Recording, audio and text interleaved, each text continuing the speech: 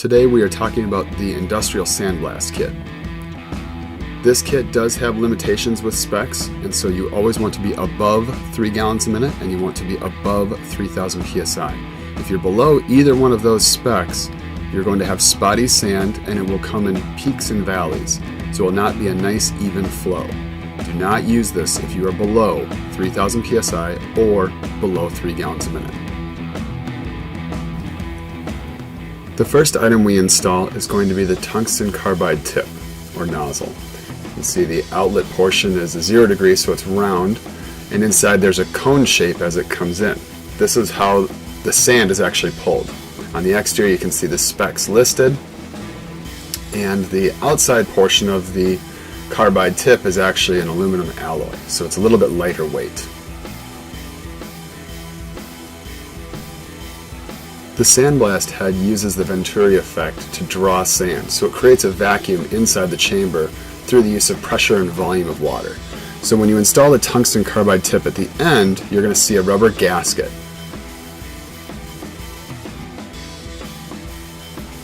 On the other end, you're going to see 2 separate ports. One is for your hose barb to be installed, and the other is for the high pressure nozzle holder. The nozzle holder is held in place by the wing nut, while the intake is actually regulated by a sand valve.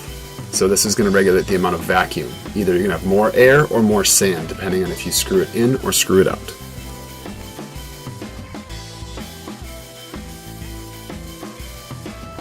And here you're going to have your hose barb that threads into where the sand valve is located.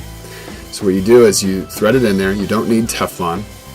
There's no reason to seal the threads here because it's really not under pressure.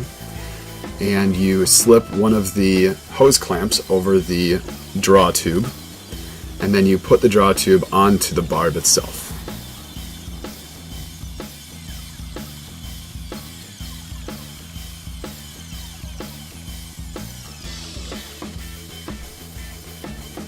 Regardless of the version of industrial Sandblast kit you purchase, you're going to have to install the 1/4-inch threaded nozzles. These are pretty standard in the industry. Make sure that they're 0 degree. They can be any size. Some people will need a 3.0, 3.5, 4.0 on up, but make sure it's 0 degree. Otherwise it will not pass through the tungsten carbide tip because it's rounded at the end. So if you have a fan pattern coming out, it will work at first, but as the sand deteriorates the tungsten carbide on the interior, it will fail. The next piece is going to be your nozzle holder, and here you're going to have your O-ring that prevents any back flushing of water. On the rounded side is where you would install your threaded nozzle, and on the hex side is where you're going to install your 1/4 threaded plug.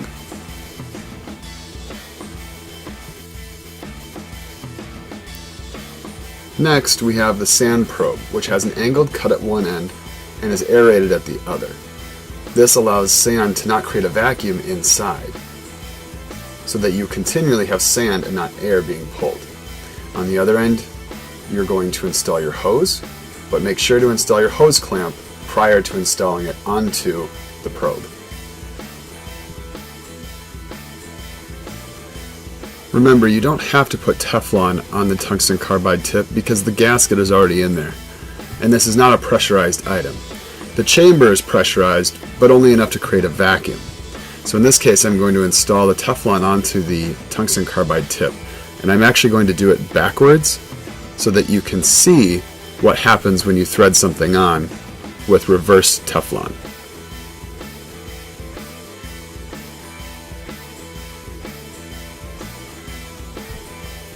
As you can see, it will bunch.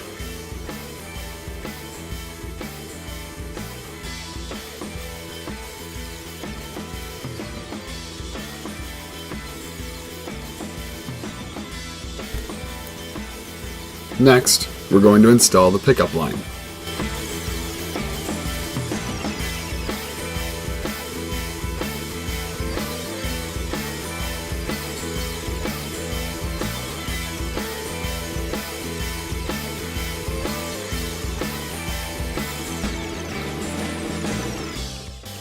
Now we're going to choose our nozzle, and again this corresponds with your pressure washer. You have a 4.0 or a 5.0 to choose from.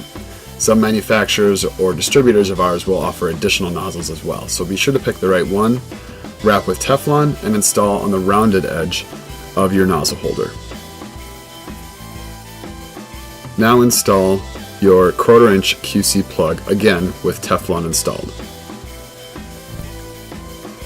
For the purpose of the video, we're not installing using a wrench. However, you do want to install with a wrench because the tungsten carbide tip needs to be all the way flush with the gasket or O-ring to prevent any leaks, and the nozzle needs to be installed all the way into the holder so that it is in the proper position to create an optimal vacuum. If it's too far forward, it will not create a vacuum with the pressure and volume. So it needs to sit in a certain place inside the chamber. Finally, we're going to install the hose onto the probe.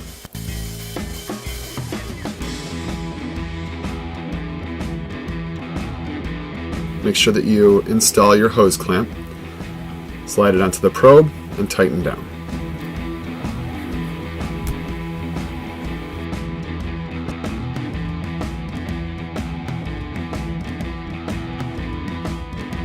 Lastly, we should cover some of the tricks of the trade.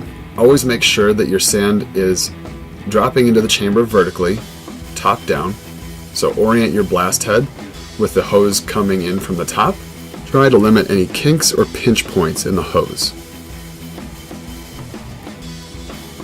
Be sure that the sand that you're using is dry, and the factory does recommend a 30 grit.